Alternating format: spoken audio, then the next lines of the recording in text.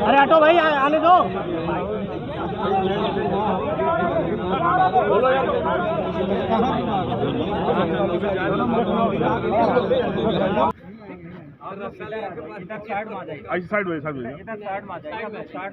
Samajwadi party ने अगर काम न किया होता तो देश के प्रधानमंत्री हरकुलस हवाई जहाज से सड़क पर नहीं उतर पाते। सर, क्या लग रहा है कि बीजेपी के नेता दलाली कर रहे हैं, ऐसे मुख्यमंत्री बोल रहे हैं? वही मैं ताज्जुब करता हूँ कि मुख्यमंत्री जी ने जब जनप्रतिनिधियों की बैठक की तो उन्होंने कहा कि दलाली बंद करो, अधिकारियों को मैं सुधार दूंगा।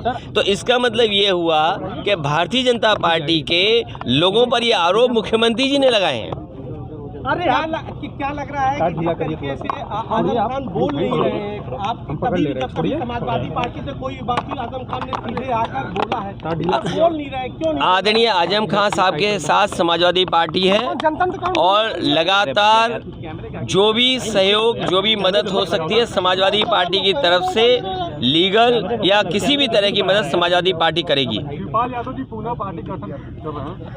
देखिए, वो कोई सवाल नहीं है। एक पॉलिटिकल पार्टी के लीडर हैं, एक पॉलिटिकल पार्टी के राष्ट्रीय अध्यक्ष हैं, तो वो अपनी पार्टी का विस्तार करना चाहें या संगठन बनाना चाहें, उनकी पर निर्भर। क्या लगता है बीजेपी अगर जो हिंदुत्व का मुद्दा 2024 में फिर आपके लिए मुश्किल खड़ी होगी? अरे क्या मुद्दा? हम नहीं हिंदू, तुम नहीं हिंदू हो क्या? बीजेपी वाले तो नकली लोग हैं। हिंदुत्व का मुद्दा बीजेपी उठाती है। नहीं, मैंने जो कहा वो समझ नहीं पाया आप। मैंने ये कहा कि आज जो बढ़ती हुई महंगाई है, जो बढ़ती हुई बेरोजगारी है, इन सवालों पर बहस और चर्चा न हो, इसलिए भारतीय जनता पार्टी जो लोग मुद्दा उठाते हैं उन्हें स्पॉन्सर करती है, फाइनेंशियली उनको सपोर्ट करती है। ये पुलिस को किसने अधिकार दिया है कि आप घर में मारपीट करेंगे? किस कायदे कानून में आपको ये अधिकार है कि आप जाकर के बेटियों को मारेंगे, पीटेंगे? और पुलिस की पिटाई की वजह से ही बेटी की जान गई है। देखिए, ये मुझे ये याद आ रहा है कि बीजेपी के लोग कहते थे कि रुपया कितना कमज़ोर हो रहा है। मुझे तो लगता है बीजेपी के लोगों ने इतना रुपया कमज़ोर कर दिया है कि डॉलर की रफ्तार देखिए कहाँ पहुँचता चला जा रहा है। सर, आज सबसे ज़्यादा कम हुआ है रुपया, 77 रुपये 42 पैसे हो गए। तो सोचिए, जो लोग कारोबार करते हैं उन पे क्या गुजर रही होगी। जो लोग कारोबार करते थे, जिनका व्यापार डॉलर में आता है, उन पे क्या गुजर रही होगी। न केवल आज रुपए की हालत ये है, हमारे व्यापारियों की हालत ये है। हमारे महंगाई के कारण सोचिए, घर परिवार नहीं चल पा रहे। सिलेंडर महंगा होता चला जा रहा है, डीजल पेट्रोल महंगी होती चली जा रही, सीमेंट महंगा हो जा रहा है, सरिया महंगी हो जा रही हैं, दालें महंगी हो जा रही हैं। जानबूझ करके कभी ताजमहल का सवाल, कभी आपकी मस्जिद का सवाल ये बीजेपी के लोग उठाते हैं।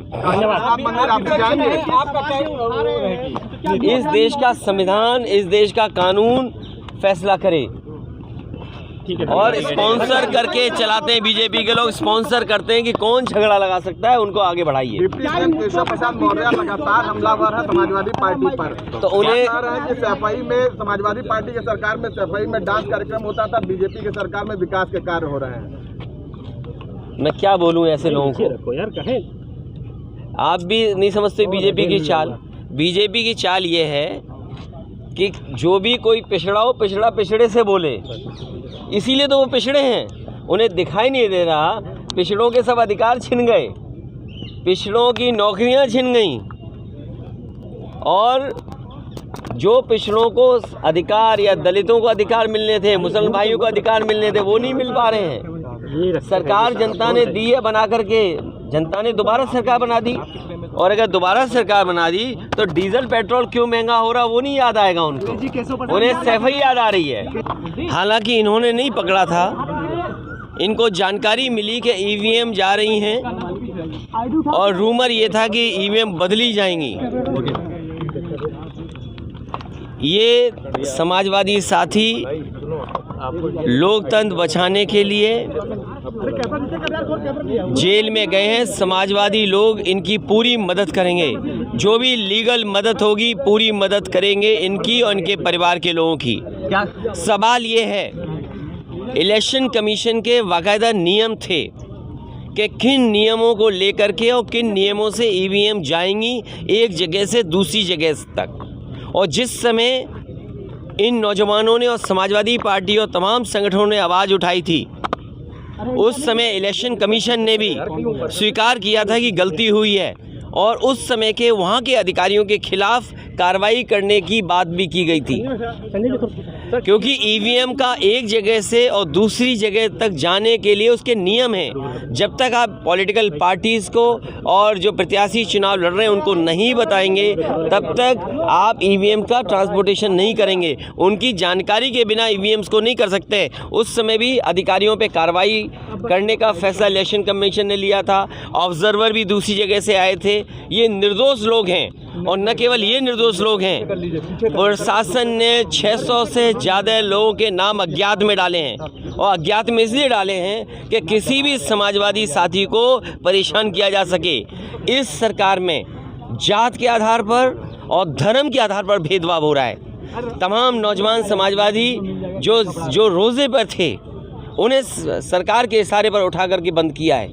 उनकी हमसे जुड़े रहने के लिए हमारे YouTube चैनल को सब्सक्राइब करें और नई वीडियो की नोटिफिकेशन के लिए बेल आइकॉन को दबाएं।